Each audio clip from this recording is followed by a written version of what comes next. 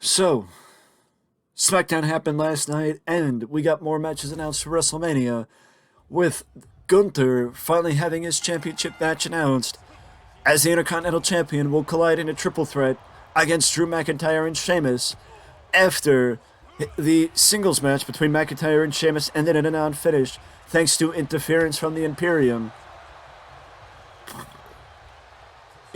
After the match, and basically an angry Gunther got in the face of the referee and then set up for Vinci and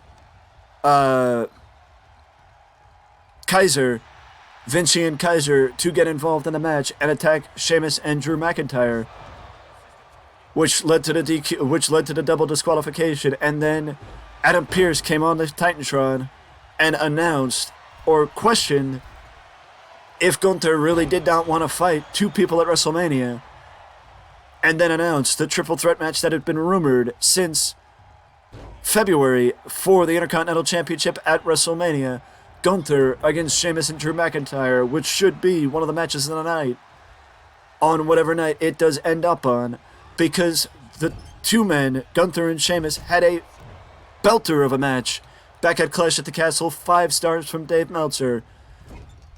The fact of the matter is, we will see there's no reason why expectations should be any less for their match at WrestleMania.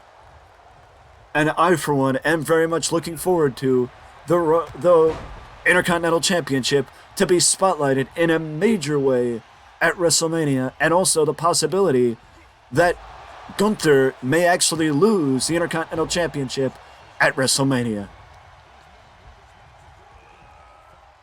The feud again continues to develop between Ray and Dominic.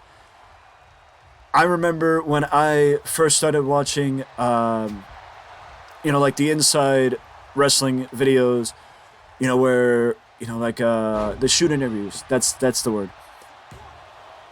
Where I first started watching the shoot interviews and, people talking about booking and, booking styles and the best way to book and yada, yada, yada.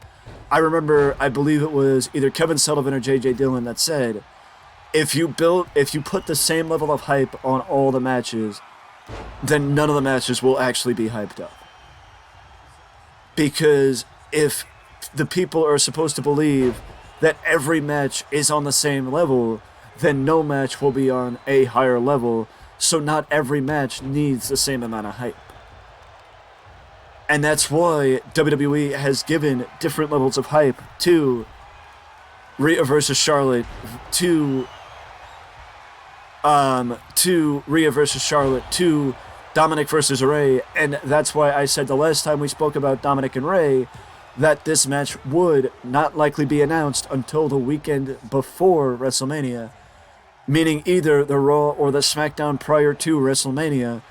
And I think WWE will find a way to make it where Rey Mysterio has to say yes and has to fight his son. I don't necessarily know if it's going to lead to a retirement match, but the fact of the matter is, if it does, it would be much deserved that Rey would fight his son in his final match, and that Rey would not just fight his son in his final match, but have his final match take place at the Showcase of the Immortals. Also, last night on SmackDown, we saw the expected reuniting of Sami and Kevin. Sami and Kevin had opened the show and then also closed the show. Opening the show, Kevin showed his still hesitation to side with Sami Zayn in the fight against the Bloodline, where he basically said, why would I side with somebody who does not want to be my friend? Why would I side with somebody who does not have my back? And the fact of the matter is, that led to Kevin walking out. And then, as the show went off the air, Kevin and Sami got in a back and forth with Jey Uso. And then the numbers game got the better of Sami until Kevin Owens' theme song hit. And Kevin then progressed to help out his friend. And then it led to probably the most anticipated reuniting of any tandem in WWE in recent memory, because it was teased back at War Games in November And then it led to this, where people knew what was coming, but never thought it would but didn't know when. Because I think a lot of people thought after the events of Royal Rumble that it was going to happen after the Royal Rumble. But things went in a different direction after the Royal Rumble, where basically Kevin still wanted nothing to do with Sami, even though Sami stood up for his friend against the Bloodline. But the question was, did Sami really stand up for his friend, or did Sami stand up for himself against the, constant having to prove himself to somebody who so academically and gaslightingly said that he was a family member, said that he was a friend, but he kept having to prove his loyalty, kept having to prove that he belonged in the Bloodline and prove his loyalty to Roman Reigns. And he got tired of that. But either way, the fact of the matter is, at this point, Kevin Owens and Sami Zayn against the Usos is likely the match to take place at WrestleMania for the WWE Tag Team titles. The one question I have to ask is, with Kevin Owens versus Sami Zayn, Kevin Owens and Sami Zayn against the Usos, and Sheamus, Drew, and Gunther for the Intercontinental title, what is left? What is left to be announced for WrestleMania? And also, as I tried to, consolidate in the news video, we also have the showcase matches announced. So we have the multi-person matches announced with the two fatal four corners tag team matches announced. What is left for WrestleMania outside of Rey versus Dominic?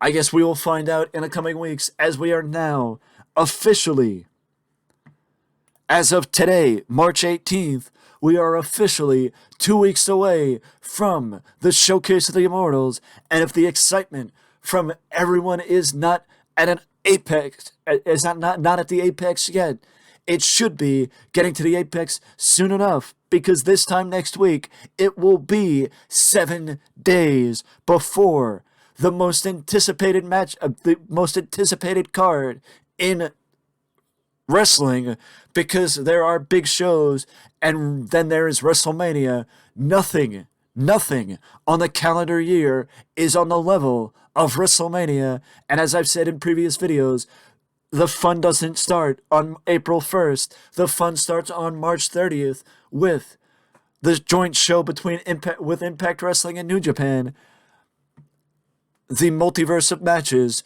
between New Japan and Impact Wrestling, with New Japan and Impact Wrestling, and then Supercard of Honor on March 31st, Stand and Deliver on April 1st, and WrestleMania Night 1 on April 1st as well.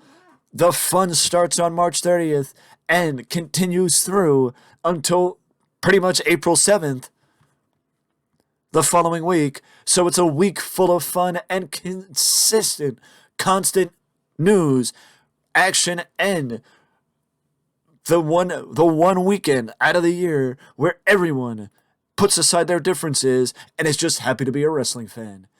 Let the countdown continue, and that is it for me. I will see you in the next video.